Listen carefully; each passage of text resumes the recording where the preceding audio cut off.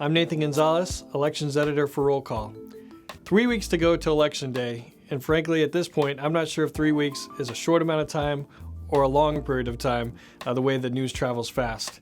Over the last week, we've been looking for the fallout from Donald Trump's the revelation of the 2005 Access Hollywood video, as well as the second debate. And it's becoming clear that Hillary Clinton is all but certain to be elected president of the United States. It's not just that her advantage that she's gained over the last week in the national polls, but when you continue to look at the Electoral College, that's her biggest strength. When you look at Colorado and Virginia, we're changing those ratings and moving them even one more step closer to her from our leaning Democratic column to Democrat favored.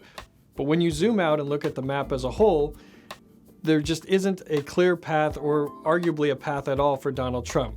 There are 4 toss-up races that we have right now: Ohio, Florida, North Carolina, and Iowa. Even if Donald Trump wins all of those toss-up races, he still falls short of the 270 electoral votes needed to win the White House. In the Senate, we spent last week looking for the fallout from the Donald Trump tape. We're waiting to see whether, as the bottom fell out for Donald Trump, if he had the same impact for Senate candidates. The initial state-by-state polling showed that Republican candidates and Republican incumbents are still hanging close in the same races that were close before the second debate.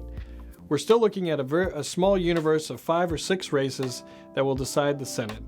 We're changing our rating in 2 states. Missouri, where Republican Senator Roy Blunt is running for re-election, from our tilts Republican category to pure toss-up, and in Indiana, the open seat, where former Democratic Senator Evan Bayh is running against Republican Todd Young. We're moving that race from tilts Democratic back to pure toss-up. The big picture in the Senate remains that the Senate majority is up for grabs. Democrats are likely to gain between 3 and 6 seats. They need 4 in order to control the chamber, with Vice President Tim Kaine being the tiebreaker. And in the House, we're waiting to see if Donald Trump is going to create the wave necessary for Democrats to regain control. Democrats need a net gain of 30 seats, and right now there isn't a clear path for Democrats to get there.